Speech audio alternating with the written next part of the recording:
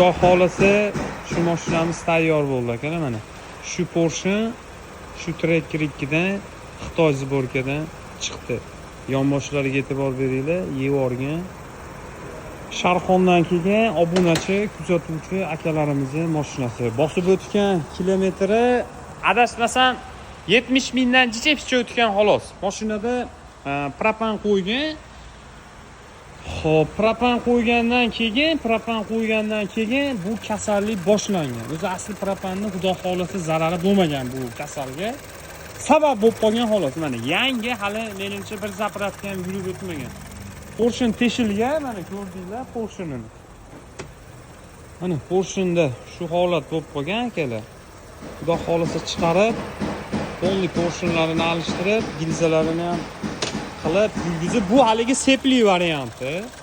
Zubchatrim emas, bularda sep. Xitoy zborka. Ochganimizda gilza shlipovka bo'lmaydi. Faqat shu Porsche bilan ishimiz hal bo'ladi deyuvdik. Gilzani o'lchatuvdik, gilzaga ham pastki qismiga zarar yetkazib qo'yibdi. Endi iloji yo'q. Gilza boshqa qoqildi, zavod standart holatga olib keldik. Porsche kolsalari ham zavod standart holatga bo'ldi va shlipovka bo'lmaydi bularda. O'ziniki bosildi. Antifrizlar o'zini dalifga, xudo xolasa chiroyli qilib yurgizdik.